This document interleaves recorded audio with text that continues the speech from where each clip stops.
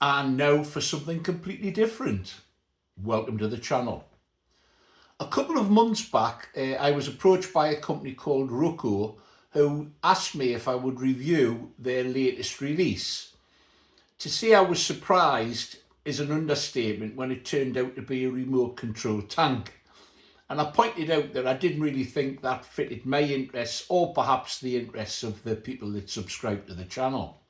But they came back to me and said, would I be interested in a drone? Well, it flies, so of course I was interested. And they said they had a drone called a F11 Pro 2. Well, I did a little bit of research and I discovered that the drone weighed 357 grams. And I know enough about regulations in the US and UK and Europe to know that that takes it into a different category and a different level of restrictions and training required. It needs to be registered with the FAA in the United States, and it takes it into the open class in the UK and Europe.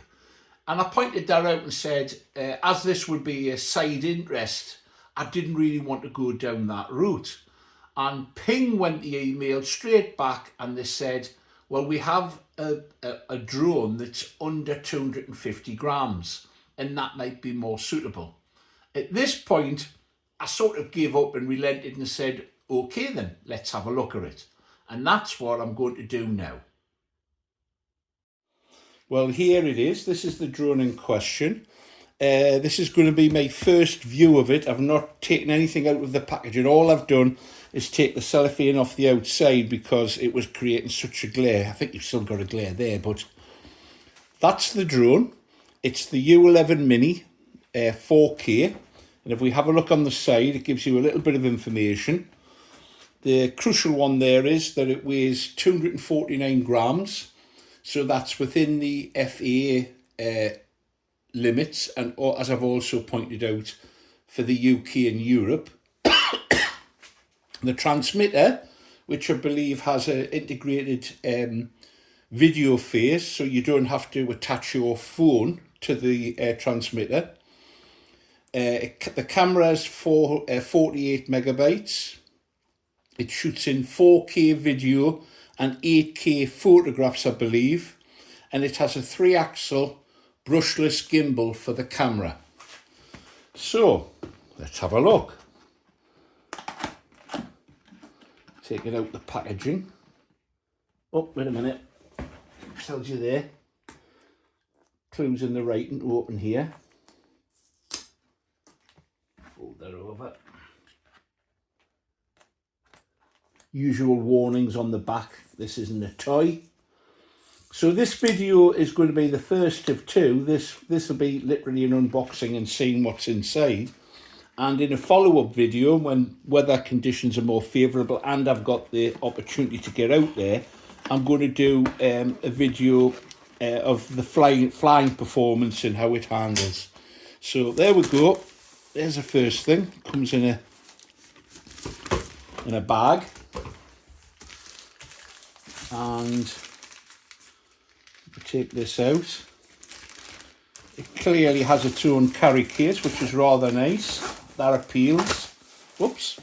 An opportunity to get some flying in when I go out for the day is the appeal for me, even if it's flying a drone. So there's the case. That's rather nice. Let's see what we get inside. Obviously a set of instructions. Let's open them out. It's not something I hardly ever bother with, but this is new to me, so it would make sense. There's this is the quick start guide, because they must know that loads of people who do this sort of thing are reluctant to read instructions. I know it's a particular man problem, but I'm sure women can be just the same. So step by step, information on charging, flight preparation, starting the motors, precautions to take regarding where to fly. I would suggest if you're in the UK, you have a look at the regulations, which you can find online. BMFA has some great information on flying drones. where it's recommended to take off from. Obviously, loose gravelly surfaces, long grass isn't recommended. You need a solid surface. How long it's going to fly. They claim about 30 minutes per battery, I believe, but that is very much affected by the speed you travel at, the ambient temperature. If it's very cold, batteries don't perform as well. And obviously, if it's very windy, the drone's going to have to do a lot more work. It gives advice on flying in beginner mode, which sort of restricts the height and the distance it can travel. And there's a built-in return to home feature, which is rather neat. But anyway, that's the quick guide. Let's have a look at what's actually inside. Bit of padding. Let's have a look at the small boxes first. Oh, well, this is obviously a battery. That's obviously integrated into the drone itself. Cool. There's a on-off button and there's a charging port on the side. I'm assuming this other box contains cables and charging material. Yep, that's definitely bits and pieces. What do we have here? And then I'll open some of these. Oh, well, that's an obvious one. Spare blades, presumably if you do any damage to them. These are the cables, charging cables. And I'm not taking those out because they're loose bits and pieces, but they feel like they feel like additional gimbals actually. Right, and a screwdriver. We may open that yet. So this is obviously the transmitter. Let's take it out of the packaging and have a look. All right, I like that idea. Well, because drones are new to me, I think that's a great feature. It's an overlay to explain what each of the functions do. Each of the controls do on the thing. So we've got short press to activate auto cruise mode, flying up, forward. Oh, there you go. So these in the back, that's rather neat. So so it can package nice and neatly. And for some reason, there's a spare set. They might be a little bit shorter. Excuse me. So these are the controls for the gimbals. That's rather neat. So up, down, turn left, turn right. That means the drone will move in that manner, I believe. Fly forward, fly back, fly to the left. So I would imagine that's a banking turn. Power button, long press to turn on. That's useful. GPS status tells you whether it's ready to fly. Short press for speed, long press to switch from flight modes. And then what the bits are on the bottom: lanyard, charging port, lanyard. All right, SD card slot, so you can record what comes off this screen. And isn't that nice to look at? That's a big screen.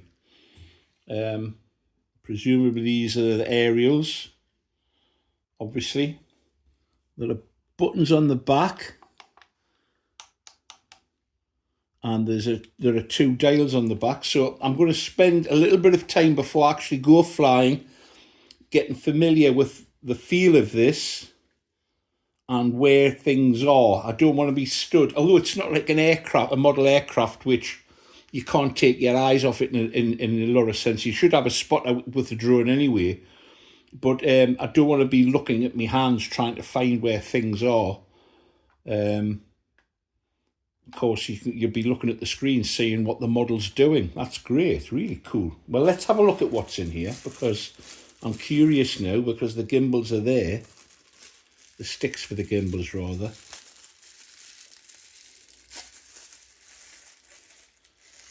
Well, there's a miniature screwdriver.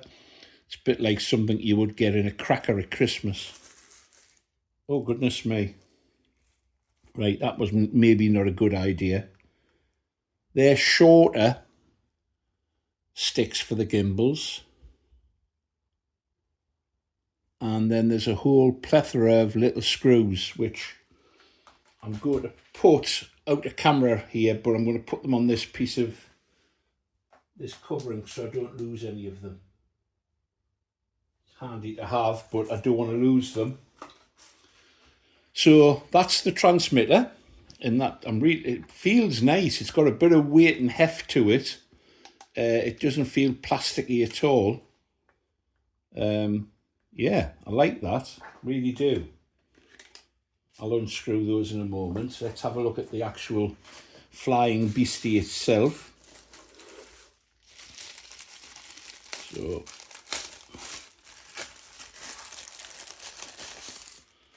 well, there's another battery, so that's 2 flights available. Nice looking thing. First, push firmly until you hear a click to ensure the battery's secured. Well, that makes sense, doesn't it? So that's how the battery goes in. These are the legs. I'm assuming they go out first.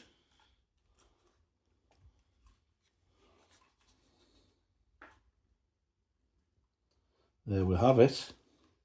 That's the drone, and these are just little packing strips that have been there to stop everything rubbing. There you go. Isn't that impressive? There's the battery away because I never clicked it in. Remove before use. So this is the cover. Actually, you know what? I'm going to leave that on until we actually do a flying video, because this is getting packed away again until I get the opportunity to go out. So that's a rather neat looking device. Be curious. Just out of curiosity, I'm going to wait. Just bear with me. Well, there you can see it comes out at 252 grams. But of course, I haven't removed the plastic cover, and that's going to take it just under the 250 grams. So really excited. It flies, and if something flies, it's interesting to me. But the only thing I've never tried are helicopters or drones. I've even flown gyros before, auto gyros before, when I was much younger. But I think this could be some fun. If you want to see how it goes on its first outing and flight, I'm going to try and pick a northeast landmark so that there's some geographical perspective to it. I don't want to just do a backyard or a barren field. I'd like to fly near to something that belongs to the northeast, obviously within the restrictions that you have to in terms of being near to people and so on. So if you've liked that, give it a thumbs up. Let me know. I know it's a big departure from this sort of thing, but we're only here once, so why not give it all a go? I think this could be some fun. Thanks for looking in, folks. Bye now.